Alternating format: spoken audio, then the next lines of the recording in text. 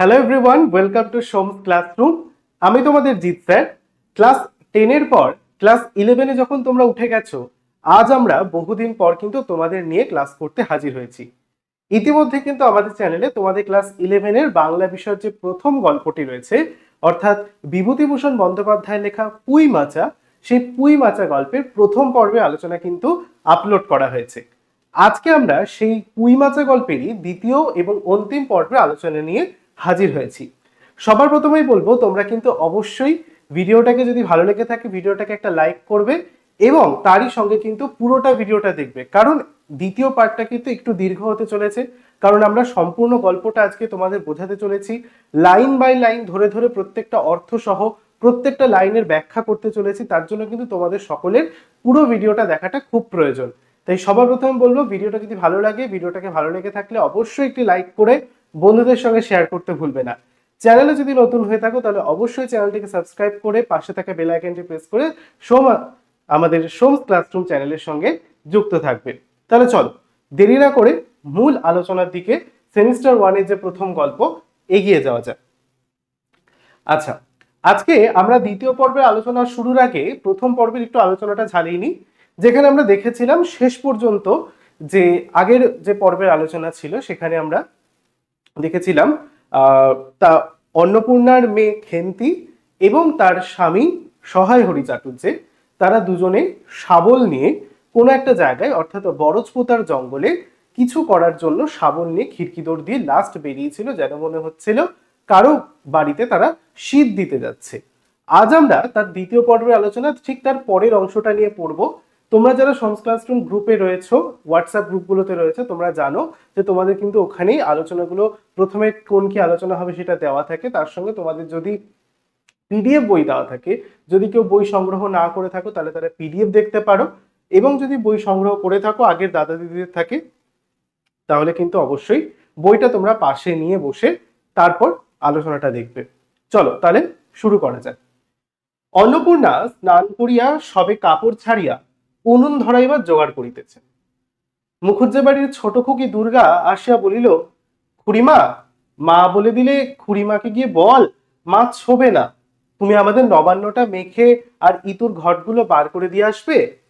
তো যেরকম আমরা ঘটনাটা শেষ পর্যন্ত সেরেছিলাম, যেখানে আমরা দেখলাম খেন্তি এবং তার বাবা বরজপোতার জঙ্গলে গেছে কিছু করার উদ্দেশ্যে, বা কিছু শাবল নিয়ে গেছে খোঁড়াখুড়ির উদ্দেশ্যে।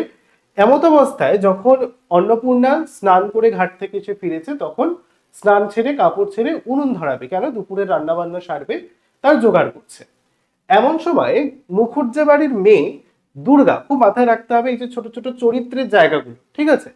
মুখুজ্জে বাড়ির মেয়ে, মাথায় রাখতে হবে কোথাকার মেয়ে, মুখুজ্জে বাড়ির মেয়ে, যার নাম কি দুর্গা, ছোট খুকি দুর্গা আসিয়া বলিল, এসে খুড়িমা, অর্থাৎ এখানে খুড়িমা বলে কাকে সম্বোধন করা হয়েছে, আমাদের অন্নপূর্ণাকে, খেন্তির মাকে খুড়িমা, অর্থাৎ আমরা খুড়ি বলতে খুড়ো বলতে কাকাকে বুঝি, খুড়িমা বলতে এখানে আমরা কাকিমাকে, অর্থাৎ খেন্তির মাকে দুর্গা খুড়িমা বা কাকিমা বলে সম্বোধন করে বলছে, মা বলে দিলে খুড়িমাকে গিয়ে বল মা ছোবে না। এখানে আমরা একটা সামাজিক, বা বলা যেতে পারে আমরা একটা ন্যাচারাল বা প্রাকৃতিক দিককে এবং সামাজিক দিককেও দেখতে পাচ্ছি, যেখানে আমরা মা ছোবে না কথার মধ্যে দিয়ে কি বুঝতে পারছি না, এমন এক সময় বলা হচ্ছে যে সময় কিনা নারীরা ঋতুমতী অবস্থায় থাকে, সেই কারণে সামাজিক নিয়ম অনুসারে যে সময় নারীরা ঋতুমতী থাকে তখন তারা কোনো শুভ অনুষ্ঠান বা পূজার কাজকর্মের সঙ্গে যুক্ত হতে পারেন না। তা সেরকম অবস্থাতেই হচ্ছে দুর্গার মা রয়েছেন বলে তিনি বলে পাঠিয়েছেন যে খুড়িমা, অর্থাৎ কি দুর্গা, যা গিয়ে খেন্তির মাকে বল কি কাজের জন্য না, নবান্নটা, নবান্নকে আমরা জানি গ্রাম বাংলার একটা অতি পরিচিত, নতুন ধান যখন তোলা হয় তখনকার যে পালিত উৎসব সেটাই নবান্ন, সেই নবান্নের ধানটা বা নবান্নটা মেখে দেওয়ার জন্য, এবং ইতুর ঘটগুলো, অর্থাৎ ইতু পুজো গ্রাম বাংলা আরো একটি প্রচলিত পুজো, সেই ইতু পুজোর ঘটগুলো বার করে নিয়ে আসার জন্য দুর্গা এসছে অন্নপূর্ণার কাছে চাইতে সেই জিনিসগুলো। মুখুজ্জে বাড়ি ও পাড়ায়, এই যে মুখুজ্জে বাড়ির মেয়ে দুর্গা এসছে, সেই বাড়িটা কোথায়, তার বাড়িটা হচ্ছে পাশের পাড়ায়, ও পাড়ায়। যাইবার পথের বা ধারে এক জায়গায় শেওড়া, বানভট, বনভাট, রাংচিতা, বনচালতা গাছের ঘন বন, শীতের সকালে এক প্রকার লতা পাতার ঘন গন্ধ বন হইতে বাহির হইতেছিল। একটা লেজঝোলা হলদে পাখি আমড়া গাছের এডাল হইতে ওড়ালে যাইতেছে। আমরা জানি বিভূতিভূষণের যে কোনো প্রকার লেখনীর মধ্যে প্রকৃতির একটা অনবদ্য তুলনা থাকে। আমরা ছোটবেলায় পথের পাঁচালী পড়েছি, সেই পথের পাঁচালীর মধ্যেও কিন্তু আমরা দেখেছি যে প্রকৃতির একটা নিবিড় বা প্রকৃতির একটা গুরু ছাপ রয়েছে। তাই এখানেও কিন্তু আমরা দেখতে পাচ্ছি সেই প্রকৃতিপ্রেমী বিভূতিভূষণকে, যেখানে তিনি যাওয়ার পথের একটা সুন্দর প্রাকৃতিক দৃশ্য বর্ণনা করছেন। না পাশের পাড়ে যেতে গেলে কি পথের ধারে কি কি গাছ দেখা যায়? শ্যাওড়া, বনভাট, রামচিতা, বনচালতা। গাছের বন যেন শীতের সকালে এক প্রকার একটা সুন্দর সোদা একটা কি বলবো গাছের গন্ধ মাখা চারিদিকে যেন মোহিত করছে। পরিবেশটা যেন এই সুন্দর সুন্দর গাছের গন্ধে রাস্তার পাশ থেকে একটা সুন্দর পরিবেশ রচনা করছে। একটা লেজঝোলা হলদে পাখি, ইম্পর্টেন্ট, এটা শর্টে আসে। লেজঝোলা হলদে পাখিটি কোন গাছে? আমড়া গাছের। খুব ইম্পর্টেন্ট শর্ট কোশ্চেন, যেহেতু খুব ছোট ছোট এই জায়গাগুলো আমাদের মাথায় রাখতে হবে। একটি লেজঝোলা হলদে পাখি আমড়া গাছের এডাল হইতে ওডালে যাইতেছে। তাহলে কোন গাছ প্রশ্ন আসতে পারে? মাথায় রাখতে হবে আমড়া গাছে। আমড়া গাছে সে এডাল থেকে ওডালে যাওয়া আসা করছে। একটা প্রাকৃতিক দৃশ্যের যাওয়ার পথের বর্ণনা করছেন বিভূতিভূষণ। দুর্গা আঙুল দিয়া দেখাইয়া বলিল, খুড়িমা খুড়িমা, ওই যে কেমন পাখিটা। পাখি দেখিতে গিয়া অন্নপূর্ণা কিন্তু আর একটা জিনিসও লক্ষ্য করিলেন। যখন দুর্গা তাকে দেখাচ্ছে সুন্দর লেজঝোলা পাখিটা, বা এটা শর্ট কোশ্চেন ঘুরিয়ে আসতে পারে, দুর্গা আঙুল দিয়া দেখাইয়া বলিল, এখানে দুর্গা আঙুল দিয়ে কি দেখালো? মাথায় রাখতে হবে সে এই লেজঝোলা পাখিটাকে ইঙ্গিত করেছে, যে কিনা আমড়া গাছের এই ডাল থেকে ও ডালে যাতায়াত করছিল। সে বলছে, খুড়িমা খুড়িমা, ওই যে কেমন পাখিটা। অন্নপূর্ণা সেটা দেখতে গিয়ে, অর্থাৎ লেজঝোলা পাখিটার দিকে দৃষ্টিপাত করতে গিয়েও যেন একটা অন্য দৃশ্য দিকে বা অন্য একটা জিনিসের প্রতিও তার নজর গেল, লক্ষ্য করলো। কি না, ঘন বনটার মধ্যে কোথায় এতক্ষণ খুব খুব করিয়া আওয়াজ হইতেছে। খুব খুব করার মধ্যে কি, কথার অর্থ হচ্ছে কি, কোনো কিছু যদি আমরা কোপাই কোদাল দিয়ে বা শাবল দিয়ে, যদি আমরা মাটি কোপাই, তাহলে যে প্রকার একটা শব্দ উৎপন্ন হয়, সেটাকে এখানে খুব খুব শব্দের দ্বারা বর্ণনা করা হয়েছে। অন্নপূর্ণার কিন্তু ঠিক ওই রকম একটা খুব খুব শব্দের দিকেও আওয়াজ গেল, বা কান গেল আওয়াজের প্রতি। কে যেন কি খুঁড়িতেছে, মনে হচ্ছে যেন কিছু কেউ খুঁড়ছে। দুর্গার কথার পরেই হঠাৎ সেটা যেন বন্ধ হইয়া গেল। যেই না দুর্গার শব্দ শুনেছে গলার, সেই খুব খুব করা কিছু কোপানোর শব্দটা যেন হঠাৎ বন্ধ হয়ে গেছে। অন্নপূর্ণা সেখানে খানিকক্ষণ থমকিয়া দাঁড়াইলেন, সেই শব্দটা একটু ভালো করে নোটিস করার জন্য, কোথা থেকে উৎপন্ন হচ্ছে শব্দটা আসছে সেটা একটু লক্ষ্য করার জন্য অন্নপূর্ণা সেখানে যেন কিছুক্ষণ দাঁড়ালেন। পরে চলিতে আরম্ভ করিলেন। তাহার খানিক দূর যাইতেই বনের মধ্যে পুনরায় খুব খুব শব্দ আরম্ভ হইল। অন্নপূর্ণা ওই শব্দটার উৎপত্তি স্থল কোথায়, কোথা থেকে আসছে শব্দটা, সেটা জানার জন্য যেই না কিছুক্ষণ দাঁড়িয়েছে, তখন চারিদিক নিস্তব্ধ। আবার কিছুটা গিয়ে যখন হাঁটতে শুরু করেছে, তখন যেন পেছন থেকে আবার ওই জায়গা থেকে সেই খুব খুব কোপানোর শব্দ শুরু হয়েছে। কাজ করিয়া ফিরিতে অন্নপূর্ণার কিছু বিলম্ব। বিলম্ব কথার অর্থ কি? দেরি। বিলম্ব কথার অর্থ হচ্ছে দেরি। এই যে মুখুজ্জেদের পাড়ায় গেলেন, সেই মুখুজ্জেদের পাড়ায় গিয়ে তার কাজ করতে এই দুর্গাদের বাড়িতে তার কিছু বিলম্ব বা দেরি হলো। বাড়ি ফিরিয়া দেখিলেন খেন্তি উঠানের রৌদ্রে বসিয়া তেলের বাটি সম্মুখে লইয়া খোপা খুলিতেছে। তিনি তীক্ষ্ণ দৃষ্টিতে মেয়ের দিকে চাহিয়া দেখিয়া বলিলেন, এখনো নাইতে যাসনি যে? কোথায় ছিলি এতক্ষণ? খেন্তি তাড়াতাড়ি উত্তর দিল, এই যে যাই মা, এক্ষুনি যাবো আর আসবো। যখন অন্নপূর্ণা তার কাজ সেরে মুখুজ্জেদের পাড়া থেকে বাড়ি এসেছেন, তখন দেখছেন যে খেন্তি তার বড় মেয়ে তাদের দাওয়ার উঠোনে বসে তেল দিয়ে মাথায় চুলের মধ্যে তেল দিচ্ছে। তখন তীক্ষ্ণ দৃষ্টিতে, মানে কি একটু মানে শানিত দৃষ্টিতে, একটু আর চোখেই সে তার মেয়ে খেন্তিকে জিজ্ঞেস করছে, কিরে এখনো তুই স্নানে যাসনি? কত বেলা হলো জানিস?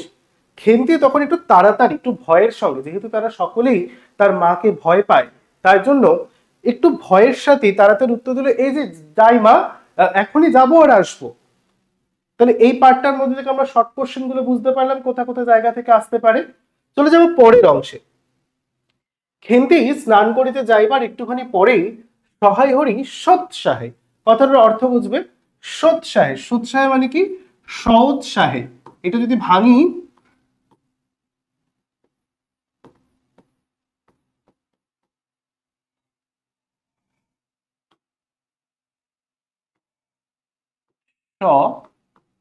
যুক্ত উৎসাহে,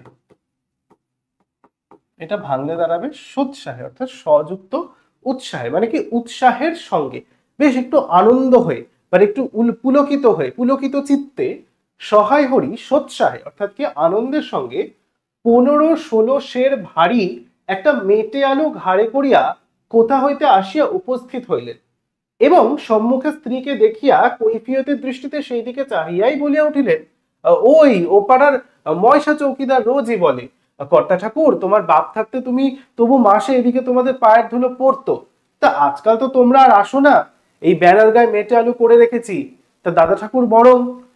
যখন খেন্তি গেছে স্নানে এবং অন্নপূর্ণা সেই কাজ থেকে মুখুজ্জেতে বাড়ি থেকে ফিরে এসেছে, তখন দেখা যাচ্ছে এমন একটা দৃশ্য যে সহায় হরি কোনো একটা জায়গা থেকে সৎসাহে, অর্থাৎ কি আনন্দের সঙ্গে কত না 15-16 সের, মাথায় রাখতে হবে এটা একটা ওজনের পরিমাপ, 15-16 সের অর্থাৎ কেজি বলা যেতে পারে এখানে, ঠিক আছে, ভারী একটা কি নিয়ে না মেটে আলু, সাধারণ আলু না, একটা মেটে আলু, যে প্রকার আলু মাটিতে বিশেষ করে বড় মানে তৈরি হয়, আমরা যেগুলোকে বলি না যে ওল টাইপের খাবার হয় দেখতে, যেগুলো মেটে আলু বলা হয়, তো সেই বিশেষ এক প্রকার মেটে আলু যার ওজন কিনা 15-16 সের, সেরকম একটি ভারী মেটে আলু নিয়ে ঘাড়ে করে ফিরছে।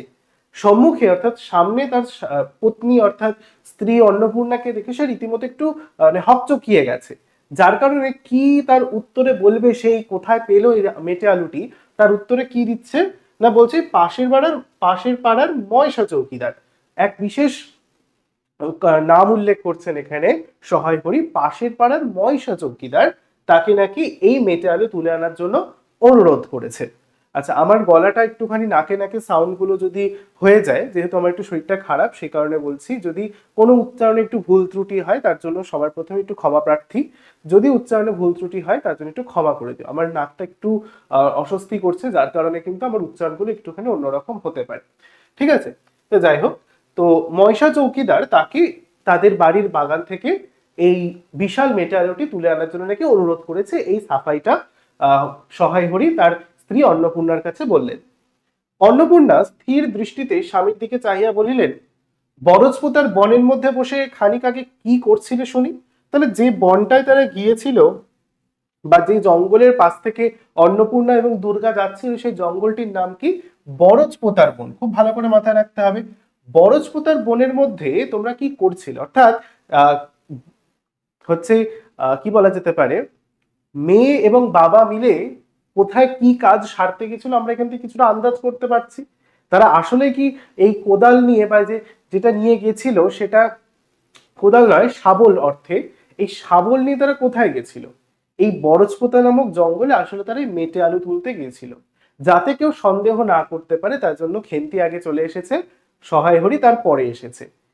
তার পাশ থেকেই অন্নপূর্ণা যেহেতু মুখুজ্জেদের পাড়ায় যাচ্ছিলেন, তার কারণে কিন্তু বরজপোতার জঙ্গলের ওখানে গিয়ে তিনি এক প্রকার খুব খুব বিশেষ শব্দ, কিছু মাটি কোপানোর শব্দ পেয়েছিলেন। অন্নপূর্ণা সেখান থেকে সন্দেহের জন্ম হয়েছে, বাবা মেয়ে বাড়ি নেই, আবার কিছুক্ষণ আগে বেরিয়েছে, এইখান থেকে খুব খুব শব্দ বেরোচ্ছে। অন্নপূর্ণা না ঠিক সময় লাগলো না খুব একটা বেশি জিনিসগুলোকে জোড়ার জন্য, ঠিক আছে। তাই সেই অর্থে বলতে পারি অন্নপূর্ণা কিন্তু রীতিমতো স্থির দৃষ্টিতে স্বামীর দিকে যে জিজ্ঞাসাই করে বসলেন যে বরজপোতার বনের মধ্যে বসে খানিক আগে কি করছিলে শুনি? সহায় হরি রীতিমতো অবাক, সহায় হরি অবাক হইয়া বলিলেন, আমি? না, আমি কখনো না, এই তো আমি। সহায় হরির এমন ভাব দেখিয়া মনে হইতেছিল তিনি এইমাত্র আকাশ হইতে পড়িয়াছেন, তার যে যত সমস্ত ছলনা সবটাই যে অন্নপূর্ণার হাতে ধরা পড়ে গেছে সেটা যেন সহায় হরি কিছুতেই বিশ্বাস করতে পারছে না। সে রীতিমতো একটু আমতা আমতা করছে, এমন ভাব করার চেষ্টা করছে যেন সে কিছু জানেই না, সেজন্য এইমাত্র আকাশ থেকে পড়েছে। অন্নপূর্ণা পূর্বের মতনই স্থির দৃষ্টিতে স্বামীর দিকে চাহিয়া বলিলেন, চুরি তো করবেই, 3 কাল গিয়েছে 1 কাল আছে, মিথ্যে কথাগুলো আর এখন বলো না, আমি সব জানি। মনে ভেবেছিলে আপদ ঘাটে গেছে, আর কি, দুর্গার মা ডেকে পাঠিয়েছিল, ও পাড়ায় যাচ্ছি, শুনলাম বরজপোতার বনের মধ্যে কি সব খুব খুব শব্দ, তখনই আমি বুঝতে পেরেছি। সাড়া পেয়ে শব্দ বন্ধ হয়ে গেল, যেই আবার খানিক দূর গেলাম আবার দেখি শব্দ। তোমার তো ইহকালও নেই পরকালও নেই, চুরি করতে ডাকাতি করতে যা করতে ইচ্ছে করে করো, কিন্তু মেয়েটাকে আবার এর মধ্যে নিয়ে গিয়ে ওর মাথা খাওয়া কিসের জন্যে? তখন অন্নপূর্ণা রীতিমতো তার সমস্ত চাতুরি ধরে ফেলেছে। তখন বলছে, তোমার তো ইহকাল পরকালকে এককাল ঠেকেছে, চুরি করতে যেখানে খুশি যাও না, তাতে আমার কোনো আপত্তি নেই। চুরি করতে যাও, ডাকাতি করতে যাও, কিচ্ছু আপত্তি নেই। আমাদের ছোট্ট মেয়ে খেন্তিকে তুমি কেন নিয়ে গিয়েছিলে ওখানে, তাতে তার বড় আপত্তি হয়েছে। তখন রীতিমতো সহায় হরি হাত নাড়িয়া বরজপথে তাহার উপস্থিত থাকার বিরুদ্ধে কতগুলি প্রমাণ উত্থাপন করিবার চেষ্টা করিতে লাগলো। সহায় হরি যে বরজপতার জঙ্গলে যায়নি, সে যখন ছিল না, তার জন্য কিন্তু নানা রকম এবার সে প্রমাণ জোগাড় করতে লাগলো এবং নানা রকম হাতের ভঙ্গিমা করে তার বিরুদ্ধে সালিশি গাইতে লাগলো যে না, সে তো বরজপতার জঙ্গলে যায়নি। কিন্তু স্ত্রীর চোখের দৃষ্টি সামনে তাহার বেশি কথা জোগাইল না, বা কথিত উক্তিগুলির মধ্যে কোনো পূর্বাপর্য সম্বন্ধ খুঁজিয়া পাওয়া গেল না। যদিও সে তার জন্য সাফাই গাইতে লাগলো, কিন্তু স্ত্রী অন্নপূর্ণার কাছে কিন্তু তার কোনো সাফাই কাজে দিল না, বরং আগের কথাগুলোর সাথে পরের কথার কোনো জন্য যোগসূত্রই খুঁজে পাওয়া গেল না। পূর্বাপর্য, যে শব্দটা বলেছে এখানে পূর্বাপর্য, অর্থাৎ কি আগের এবং পরের কথা। যেটা আগে বলছে হয়তো পরের কথার সঙ্গে তার কোনো মিল নেই, বা পরে যেটা বলছে সেটা আগের কথার সঙ্গে কোনো একটা মিল নেই। এমন একটা দ্বিধাগ্রস্ত কথা বা আমতা আমতা কথা নিজের সালিশির জন্য গাইতে লাগলো, যেটা কিনা মানে কোনো প্রকারই অন্নপূর্ণার কিন্তু পোষালো না কথাগুলো।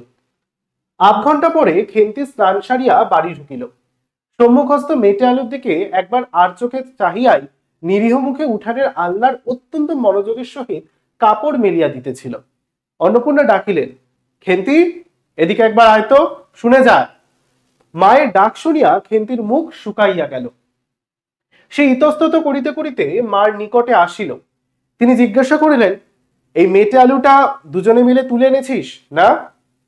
খেন্তি মার মুখের দিকে একটুখানি চাহিয়া থাকিয়া একবার ভূপতিত, ভূপতিত মানে কি, যেটা মাটিতে পড়ে রয়েছে, সেই মেটে আলুটার দিকে চাহিল।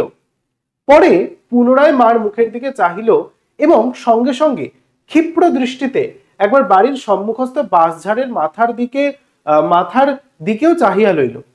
তাহার কপালে বিন্দু বিন্দু ঘাম দেখা দিল, কিন্তু মুখ দিয়া কথা বাহির হইল না। খেন্তি যখন স্নান সেরে ফিরে এসেছে, তার মা তাকে এবার ধরেছে। সহায় হরিকে দিয়ে তো কোনো কাজ হলো না, তার মুখ থেকে সত্যি কথা বের করা গেল না। অন্নপূর্ণা ভাবলেন যদি খেন্তিকে ধরে সত্যি কথা বার করা যায়। তা তখন স্নান সেরে যখন এসে খেন্তি বাইরে থাকা ভাঙা আলনাটার মধ্যে তার জামা কাপড় মেলছে, তখন মায়ের ডাক শুনে সে রীতিমতো ত্রস্ত, ভীত, কারণ তার পাশেই দেখতে পাচ্ছে ওখানে সেই মেটে আলুটি রাখা রয়েছে। অন্নপূর্ণা জিজ্ঞেস করায় রীতিমতো স্তম্ভিত এবং ভয় পেয়ে কিছুতেই যেন অন্নপূর্ণা খেন্তির মুখ থেকে সত্যি কথাটা বার করতে পারলো না। তার মুখ থেকে কোনো শব্দ বেরোলো না যে আদৌ তারা কোথায় গিয়েছিল। অন্নপূর্ণা কড়া সুরে বলিলেন, একটু এবার কড়া সুরে, অর্থাৎ কি একটু রেগে গিয়েই, একটু তিক্ততা সহকারেই বলছেন, কথা বলছিস নি যে বড়, এই মেটে আলু তুই এনেছিস কিনা? খেন্তি বিপন্ন চোখে মার মুখের দিকে চাহিয়া রহিল। উত্তর দিল, হ্যাঁ। খেন্তি এবার কিন্তু রীতিমতো মায়ের ধমকানিতে ভয় পেয়ে বলেই ফেললো যে এই মেটে আলুটা তারই আনা। অন্নপূর্ণা তেলে বেগুনে জ্বলিয়া উঠিয়া বলিলেন। আবার আমরা এখানে পাচ্ছি অন্নপূর্ণার তেলে বেগুনে জ্বলে ওঠার কথা, অর্থাৎ কি রীতিমতো গায়ে জ্বালা পোড়া দিয়ে মানে হচ্ছে কি বলা যেতে পারে, একটা তীব্র ক্রুদ্ধ ভাব। ঠিক আছে, এমন একটা পজিশনে বা এমন একটা সিচুয়েশনে বলে উঠলেন, পাঁজি, আজ তোমার পিঠে আমি আস্ত কাঠের চেলা ভাঙবো, তবে ছাড়বো। বরজপোতার বনে গিয়েছে মেটে আলু চুরি করতে, সমত্ত মেয়ে বিয়ের যোগ্যী হয়ে গেছে কোন কালে, সেই একগলা বিজন বন যার মধ্যে দিনে দুপুরে বাঘ লুকিয়ে থাকে, তার মধ্যে থেকে পরের আলু নিয়ে এলো তুলে। যদি গোসাইয়ের চৌকিদার ডেকে তোমায় ধরিয়ে দেয়, তোমার কোনো শ্বশুর এসে তোমায় বাঁচাতো। আমার জোটে খাবো, না জোটে খাবো না, তা বলে পরে জিনিসে হাত, এ মেয়ে নিয়ে আমি কি করবো মা? এবার রীতিমতো অন্নপূর্ণা খেন্তিকে চার্জ করতে শুরু করেছে। তাকে রীতিমতো কি বলে শাসাচ্ছে না, চেলা কাঠের বাড়ি দিয়ে আজকে তাকে শায়েস্তা করবে। কেন? বরজপোতার জঙ্গল এসে কোন সময় গেছে, বিয়ের যোগ্যী মেয়ে গেছে, তাকে তিরস্কার করছে, ভৎসনা করছে, যে সমস্ত মেয়ে যাকে কিনা উৎসর্গ করা হয়েছে, বিয়ের যোগ্যী হয়ে গেছে যে মেয়ের, সে কিনা নাকি এক গোলা বিজন বন। বিজন মানে কি? জনশূন্য। বিজন কথার অর্থ কি? জনমানবহীন বা জনশূন্য। জনশূন্য, বিজন অর্থাৎ জনশূন্য, যেখানে জনমানব যায় না, এমন বনের মধ্যে কোন সময় না দিনে দুপুরে, যেখানে নাকি বাঘ লুকিয়ে পর্যন্ত থাকে সেই বরজপোতার জঙ্গলে, তারা কিনা না ওখানে গেছে মেটে আলু তুলতে। যদি গোসাই যেখানে মালিক তার চৌকিদার, তার অর্থাৎ পুলিশকে গিয়ে খবর দিত, তো কোনো চৌকিদারকে খবর দিয়ে দিত, তখন কোন শ্বশুর এসে তোমায় বাঁচাতো শুনি? অন্নপূর্ণা তার মেয়েকে রীতিমতো এইভাবে তিরস্কার করছে। সে এখানে একটা খুব সত্যি বাক্য উচ্চারণ করছে বা একটা সাধারণ ঘরের চিত্র তুলে ধরছে অন্নপূর্ণা। বলছে আমার জোটে খাবো, না জোটে খাবো না, তাহলে পরের জিনিসে হাত, এটা কোনোদিন করতে পারবো না। হে ভগবান, তুমি আমার কপালে কিরকম মেয়ে রেখেছো, বলে খেন্তিকে রীতিমতো তিরস্কার ভৎসনা করা শুরু করেছেন অন্নপূর্ণা। 2-3 দিন পরে একদিন বৈকালে ধুলামাটি মাখা হাতে খেন্তি মাকে আসিয়া বলিল, মা মা দেখবে এসো। অন্নপূর্ণা গিয়া দেখিলেন ভাঙা পাঁচিলের ধারে যে ছোট খোলা জমিতে কতগুলো পাথরকুচি ও কন্টিকারীর জঙ্গল হইয়াছিল। খেন্তি ছোট বোনটিকে লইয়া সেখানে মহা উৎসাহে তরকারির আওলত করিবার আয়োজন করিতেছে এবং ভবিষ্যম্ভাবী নানাবিধ কাল্পনিক ফলমূলের অগ্রদূত স্বরূপ বর্তমানে কেবলমাত্র একটি শীর্ণকায় পুঁইশাকের চারা কাপড়ের ফালির গ্রন্থিবদ্ধ হইয়া ফাঁসি হইয়া যাওয়া আসামির মতন ঊর্ধ্ব মুখে একখণ্ড শুষ্ক কঞ্চির গায়ে ঝুলিয়া রহিয়াছে। ফলমূলাদির অবশিষ্টগুলি পাতা আপাতত তার বড়মের মস্তিষ্কের মধ্যে অবস্থিত করিতেছে। দিনের আলোয় এখনো বাহির হয় নাই। কিছুদিন পর, অর্থাৎ কতদিন পর এখানে বলে দিয়েছে, 2-3 দিন পর একদিন বৈকাল, অর্থাৎ কি বিকাল বেলায় ধুলামাটি মাখা মানে কি একটা খেলার সময় আমরা জানি যে আমরা ছোটবেলায় যখন খেলতাম বা সকলেই আমরা যখন খেলেছি, খেলতে গেলেই না গা হাত পা খুব নোংরা হয়ে যেত, হাতে পায়ে ধুলো মেখে যেত। তো সেরকম একটা ধুলামাটি মাখা অবস্থায় কোনো এক বিকেলে খেন্তি তার মাকে এসে হঠাৎ বলছে, মামা দেখবে এসো কি হয়েছে। না কোথায় নিয়ে গেছে তার মাকে? তাদের বাড়ির পাশের গিয়ে যে ভাঙা পাঁচিলটা রয়েছে সেই পাঁচিলের ধারে একটা ছোট্ট খোলা জমি আছে, যেখানে কতগুলো পাথরকুচি এবং কন্টিকারীর জঙ্গল হয়ে জড়ো হয়েছিল। সেখানেই তারা মহা উৎসাহে তারা আরো 2 বোনের সাথে এক বিশেষ প্রকার বলা যেতে পারে মেয়েলি খেলার আয়োজন করেছে। অন্নপূর্ণা হাসিয়া বলিলেন, দূর পাগলি, এখন পুঁই ডাঁটার চারা পোতে কখনো? বর্ষাকালে পুঁততে হয়, এখন যে জল না পেয়ে মরে যাবে। সেই খেলার মধ্যে একটা বিশেষত্বতা রয়েছে। বিশেষত্বতা হচ্ছে খেন্তি সেই জায়গাটার মধ্যে, তাদের বাড়ির যে জায়গাটা যেখানটা ওই কন্টিকারীর জঙ্গল এবং হচ্ছে পাথরকুচির জঙ্গল হয়ে রয়েছে, সেখানে কি করার ইচ্ছে করছে না, বিশেষ করে কিছু পুঁই চারা পোতার জন্য সে আয়োজন করছে, সে এবং তার বোনেরা খেলার সঙ্গে সঙ্গে খেলার পাশে। অন্নপূর্ণা রীতিমতো হেসে বলছেন, দূর পাগলি, এখন এই পুঁই ডাঁটার চারা পোতে কখনো? বর্ষাকালে পুঁততে হয়। তাহলে গল্প অনুসারে কোন সময় পুঁই ডাঁটা বা পুঁই চারা পুঁততে হয়? বর্ষাকালে। এখন যে জল না পেয়ে মরে যাবে। খেন্তি বলল, কেন, আমি রোজ জল ঢালবো। অন্নপূর্ণা বলিলেন, দেখ, হয়তো বেঁচে যেতেও পারে। আজকাল রাতে খুব শিশির হয়, খুব শীত, অর্থাৎ বোঝাই যাচ্ছে যে অন্নপূর্ণাদের আমরা যেই গল্পটা পড়ছি, অন্নপূর্ণা খেন্তি সহায় হরি চাটুর্যের পুঁই মাথা গল্পটি পড়ছি, এটা কোন সময়কার বা কোন ঋতুর গল্প বলা যেতে পারে? এটি কিন্তু মাথায় রাখতে হবে, একটা শীত ঋতুর চলাকালীন একটা গল্প পাচ্ছি আমরা। তাই বলছে, দেখ, এখন বেঁচে যেতেও পারে, রাত্রেটা অনেক ওষ বা হচ্ছে কুয়াশা পড়ে, এখন তো খুব শীত। সকালে উঠিয়া সহায় হরি দেখিলেন তাহার 2 ছোট মেয়ে দোলাই গায়ে বাঁধিয়া রোদ উঠিবার প্রত্যাশায় উঠানের কাঁঠাল তলায় দাঁড়িয়ে আছে। একটা ভাঙা ঝুড়ি করিয়া খেন্তি শীতে কাঁপিতে কাঁপিতে মুখজ্জে বাড়ি হইতে গোবর কুড়াইয়া আনিল। একদিন শীতে হঠাৎ এমন দৃশ্য দেখা গেল যে খেন্তির আরো 2টি বোন, অর্থাৎ পুটি এবং রাধি, তারা গায়ে এক প্রকার দোলাই বা এক প্রকার বিশেষ ধরনের চাদর জড়ো দিয়ে এসেছে, দাঁড়িয়েছে উঠোনের মধ্যে। এবং খেন্তি একটা আলো গায়ে, মানে বলা যেতে পারে তার গায়ে কিন্তু কোনো চাদর নেই, সে একটা ঝুড়ি করে কি নিয়ে এসেছে, কাঁপতে কাঁপতে মুখজ্জেদের বাড়ির হতে গোবর কুড়িয়ে নিয়ে এসেছে। সহায় হরি বলিলেন, হ্যাঁ মা খেন্তি, তার সকালে উঠে জামাটা গায়ে দিতে তোর কি হয়? দেখ দেখি এই শীত। আচ্ছা দিচ্ছি বাবা। কই শীত? তেমন তো।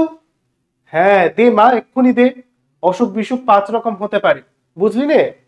সহায় হরি বাহির হইয়া গেলেন। ভাবিতে ভাবিতে গেলেন, তিনি কি অনেকদিন মেয়ের মুখে ভালো করিয়া চাহেন নাই? খেন্তির মুখ এমন সুশ্রী হইয়া উঠিয়াছে। যখন এই কথাটা বলার পর, অর্থাৎ মেয়েকে গায়ে কিছু জড়ো দেওয়ার কথা বলার পর, খেন্তির বাবা সহায় হরি চাটুর্যে বেরিয়ে যাচ্ছেন কোন এক কাজের উদ্দেশ্যে, তখন হঠাৎই তার মনের মধ্যে একটা ভাবনার উদয় হলো যে বহুদিন কি তিনি তার মেয়ের মুখের দিকে চেয়ে দেখেননি? তার মেয়ে যে এতটা বড় হয়ে উঠেছে তিনি তো লক্ষ্যই করেননি, প্রত্যক্ষই করেননি এই দৃশ্যটা। এই যে সুশ্রী, সুশ্রী কথার অর্থ কি? সুন্দরী।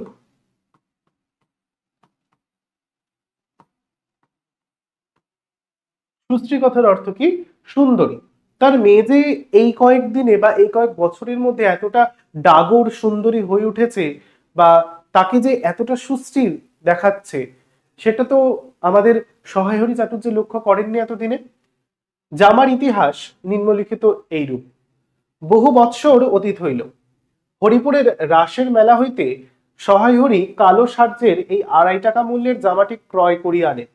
এই যে খেন্তি যে জামাটি পরে রয়েছে, যখন হচ্ছে সহায়হরি তার দিকে লক্ষ্য করলেন, তার যে গায়ে জামাটি ছিল কিন্তু কোনো চাদর ছিল না, সেই জামাটির একটা ইতিহাস রয়েছে, অর্থাৎ জামাটির কেনার কিছু একটা প্রাক পর্ব মুহূর্ত রয়েছে। সেই জামাটির কিরকম ইতিহাস? না, বহু বছর অতীত হইল, অর্থাৎ কি বহু বছর প্রায় কেটে গেছে। হরিপুরের রাসের মেলা, মাথায় রাখতে হবে এই জায়গাটা, হরিপুরের রাসের মেলা হইতে সহায়হরি কালো সার্যের এই 2.5 টাকা মূল্যের জামাটি ক্রয় করিয়া আনেন। কোথা থেকে এনেছিলেন? খেন্তি সকালবেলা যে জামাটি পরে রয়েছে, সেই জামাটি কোথা থেকে কেনা হয়েছিল? হরিপুরের রাসের মেলা, খুব ইম্পর্টেন্ট জায়গা, তোমাদের যদি সামনে বই থাকে অবশ্যই দাগাবে। হরিপুরের রাসের মেলা হইতে সহায়হরি কালো সার্যের 2.5 টাকা দামের, কত টাকা দামের জামাটি কিনতে কত টাকা লেগেছিল? প্রায় 2.5 টাকা মূল্যের এই জামাটি ক্রয় করিয়া আনেন, অর্থাৎ কিনে আনেন। ছিড়িয়া যাইবার পর তাহাতে কতবার রিফু ইত্যাদি করা হইয়াছিল। সম্প্রতি গত বছর হইতে খেন্তির স্বাস্থ্যোন্নতি হওয়ার দরুন জামাটি তাহার গায়ে আর হয় না। সংসারের এসব খোঁজ সহায়হরি রাখিতেন না। জামার বর্তমান অবস্থা অন্নপূর্ণারও জানা ছিল না। খেন্তির নিজস্ব ভাঙা টিনের তোরঙ্গের মধ্যেই উহা থাকিত। খেন্তির এই যে জামার কথা এখানে তুললেন, একটা তো তার মধ্যে থেকে আমরা সামাজিক অবক্ষয় বা তাদের দারিদ্রতার চিত্র পাচ্ছি, যেটা কিনা এই জামাটি যেটা এখনো খেন্তি পড়ছে, সেই জামাটি বহুকাল আগে সহায়হরি চাটুর্যে কোথাকার না হরিপুরের রাসের মেলা থেকে 2.5 টাকা সার্যের, এই যে 2.5 টাকা দামের এই কালো সার্যের জামাটি বা কালো চুমকি বসানো ছোট নেটের জামাটি কিনে এনেছিল। কতবার তা ছিঁড়ে গেছে, তাকে রিফু করে করে বারবার চালানো হয়েছে, কিন্তু গত বছর যেহেতু খেন্তির স্বাস্থ্যের উন্নতি হয়েছে, একটু দেখতে ডাগর ডাগর নাদুস নুদুস হয়েছে, তার কারণে এই জামাটি এখন আর তার হয় না। সাংসারিক এসব বিষয়ে সহায়হরির তো কোনো মাথা ব্যথাই ছিল না। অন্নপূর্ণাও অর্থাৎ তার মাও এই জিনিসটিকে কিন্তু খেয়াল করেনি যে খেন্তির জামার প্রয়োজন আছে। পৌষ সংক্রান্তি সন্ধ্যাবেলা অন্নপূর্ণা একটি কাশিতে চালের গুঁড়া, ময়দা ও গুড় দিয়া চটকাইতেছিলেন। পৌষ সংক্রান্তি, শীতকালে আমরা জানি কি পিঠে পার্বণ, পৌষ পার্বণ উৎসব হয়, তা তাদের বাড়িতেও এরকম একটা পৌষ সংক্রান্তি বা পৌষ পার্বণ উৎসবের আয়োজন হয়েছে। কোন সময়? না সন্ধ্যাবেলা। মাথায় রাখতে হবে কি করছে অন্নপূর্ণা, একটু কাশি থেকে কি করছেন, চালের গুঁড়ো, ময়দা, তারই সঙ্গে গুড়। কি কি উপাদান মাথায় রাখতে হবে? চালের গুঁড়ো, ময়দা এবং গুড় দিয়ে পৌষ সংক্রান্তির পিঠে বানাবেন বলেন, সেগুলোকে একসাথে চটকে মাখার চেষ্টা করছেন। একটা ছোট বাটিতে 1 বাটি তেল রয়েছে। খেন্তি কুড়ুনির নিচে একটা কলার পাত পাড়িয়া 1 থালা নারকেল কুড়িতেছে। খেন্তির কি কাজ পড়েছে? না নারকেল কুড়োনোর কাজ পড়েছে। অন্নপূর্ণা প্রথমে খেন্তির সাহায্য নিতে স্বীকৃত হন নাই, যদিও এই যে খেন্তি নারকেল কোড়ানোর দায়িত্ব পেয়েছে, সেই দায়িত্ব দিতে কিন্তু অন্নপূর্ণা প্রথমে মোটেই চাননি খেন্তিকে এই দায়িত্বটা দেওয়ার। কারণ কি? কারণ সে যেখানে সেখানে বসে, বনে বাজারে ঘুরিয়া ফেরে, তাহার কাপড় চাপড় শাস্ত্রসম্মত বা সূচি নহে। তার কারণটা হচ্ছে মেন যে খেন্তির তো কোনো বাজবিচার নেই, সে প্রায় বাউন্ডুলে চরিত্রের মতো এপাড়া ওপাড়া ঘুরে বেড়াচ্ছে, যেখানে সেখানে বসছে, তার কাপড় চোপড় সূচি সম্মত নয়, অর্থাৎ কি ঠিকঠাক ধোয়া পরিষ্কার করা কিনা জানি না।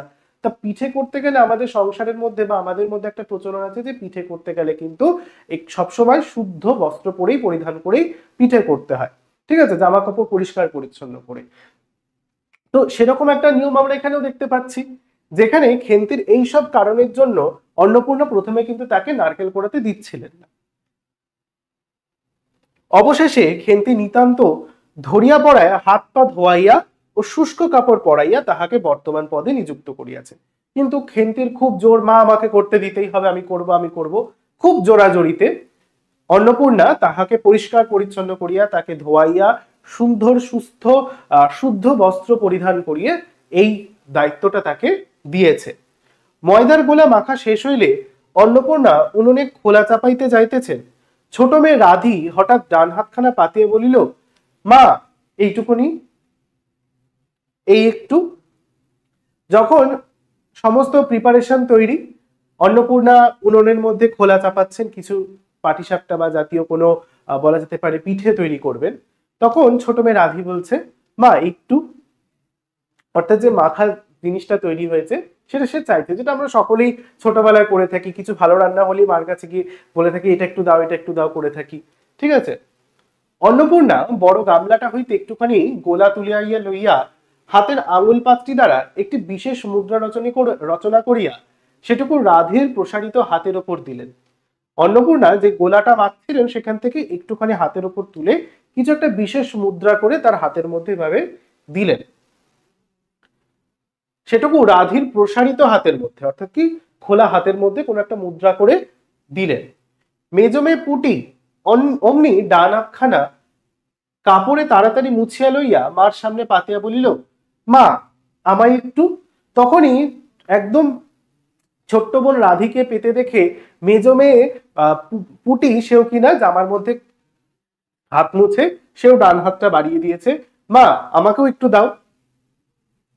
খেন্তি সূচিবস্ত্রে নারকেল কুড়িতে কুড়িতে লুব্ধ নেত্রে মানে কি লোলুপ দৃষ্টিতে, লোভী চোখে, মাথায় রাখতে হবে, লুব্ধ নেত্রে মানে কি লোভী চোখে।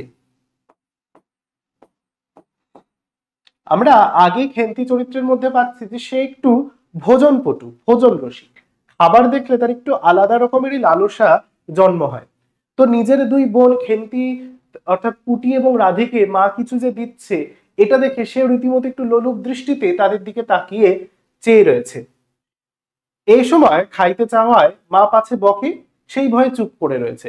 আবার একটা কাজ করছে, সে কাজ করার মুহূর্তে যদি আমি কিছু এঁটো হাত করে ফেলি বা চেয়ে বসি, মা যদি পাছে বকে, সেই ভয়ে সাহস করে কিছু আর বলতে পারছে না। অন্নপূর্ণা বলিলেন, দেখি নিয়ে আয় খেন্তি ওই নারকেলের মালাটা, ওতে তোর জন্য একটু রাখি।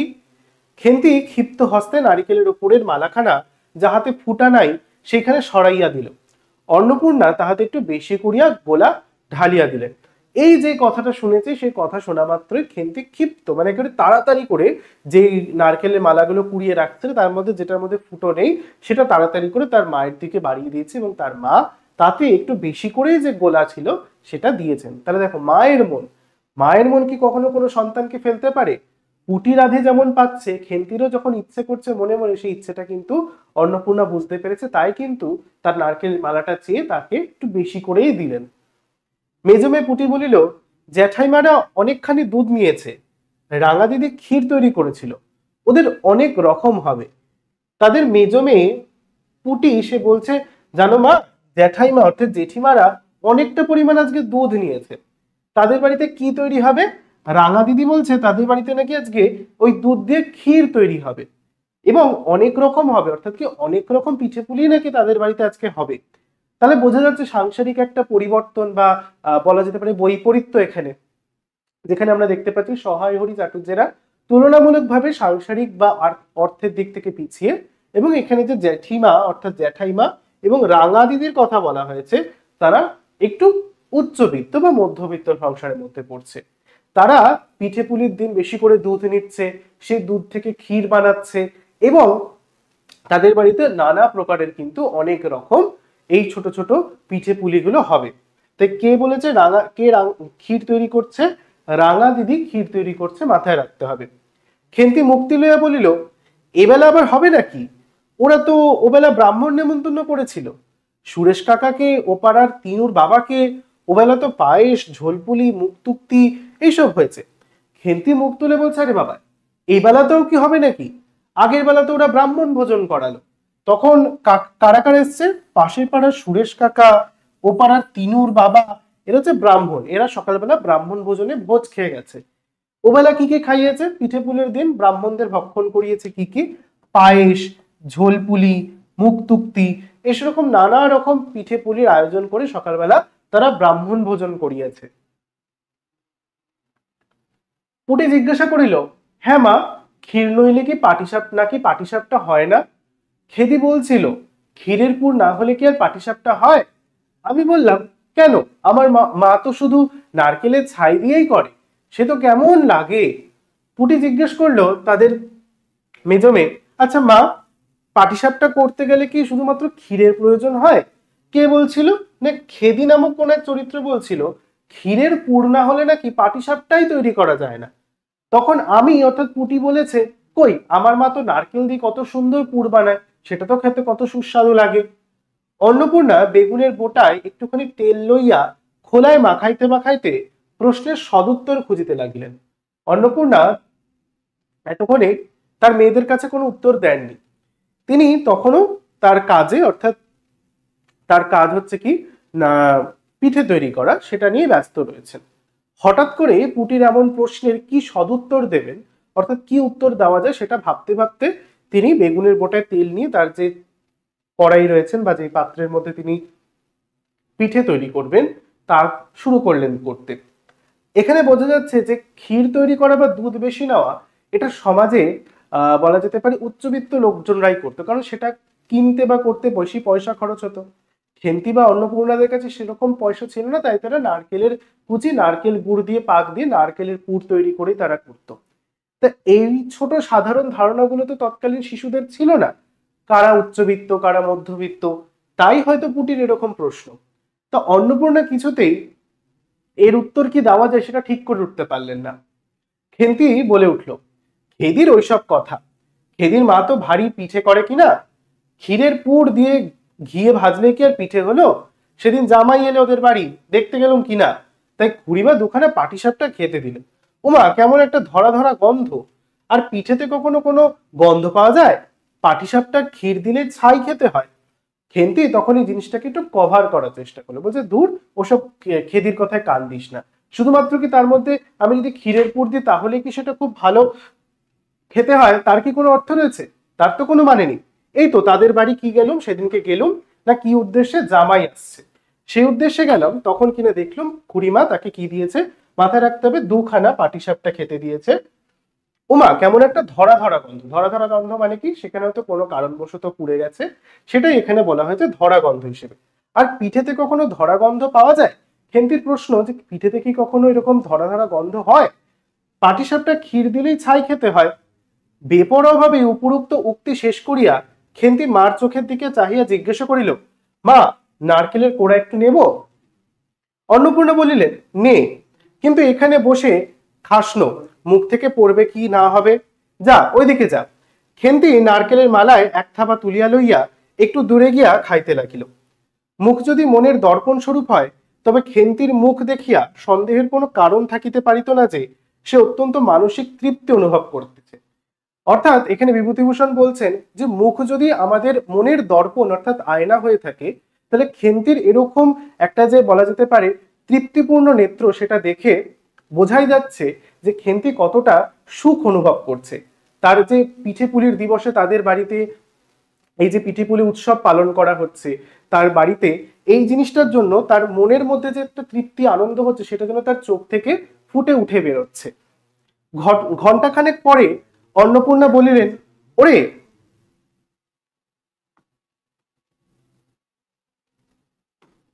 ঘন্টাখানেক পরে অন্নপূর্ণা বলিলেন, ওরে, তোরা সব এক এক টুকরো পাতা পেতে বসতো, দেখি গরম গরম দি। খেন্তি, জল দেওয়া ভাত আছে ও বেলার, বার করে নিয়ে আয়। তখন সবাই মিলে যখন পিঠে পুলি উৎসব প্রায় শেষের পথে, সবকিছু পিঠে তৈরি হয়ে গেছে, তখন খেন্তির মা তাদের সবাইকে বলছে যে যা তো, পাতা নিয়ে তো তোরা বস, তোদের সবাইকে একটু একটু করে পিঠে দিই।